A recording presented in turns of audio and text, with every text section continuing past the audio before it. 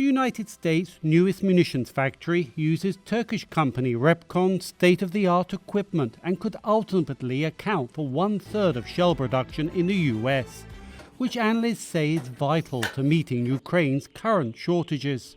Turkey stepping into this is remarkable simply because Turkey has a vast ability not only to procure, manufacture, but also it's a vital sort of supply line for the US, which is also actually starting to run low based on the amounts of shells that it has supplied the Ukrainian partner.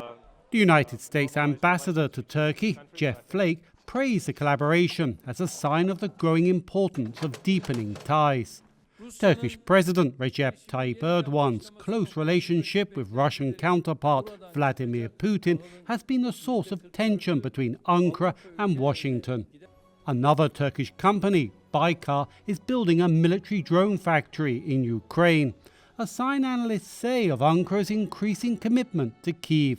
It's a little bit risky to establish a factory in Ukraine under the war conditions. Of course, establishing a factory in Ukraine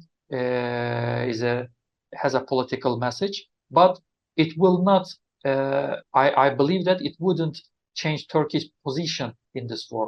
But analysts warn doubling down on support for Ukraine will put to the test Ankara's policy of balancing ties with Moscow and its Western allies.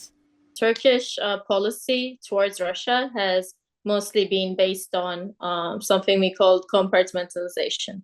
So like you can agree to disagree in a lot of different, like also critical like agendas, such as the like ongoing war in Ukraine, situation in Syria, but still you will be collaborating in different domains such as like energy, trade. Analysts say while Turkey's defense industry is increasing support for Ukraine and Western allies' efforts to supply the Ukrainian military, Ankara remains a vital trading partner with Russia, and it refuses to impose many Western sanctions.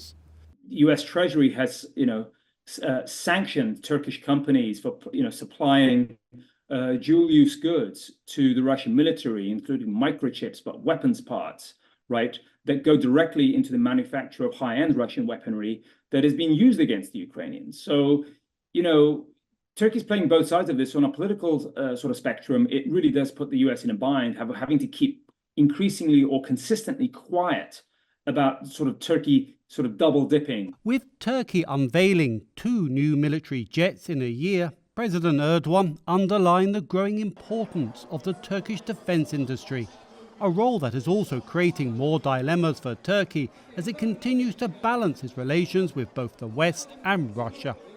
Dorian Jones, VOA News, Istanbul.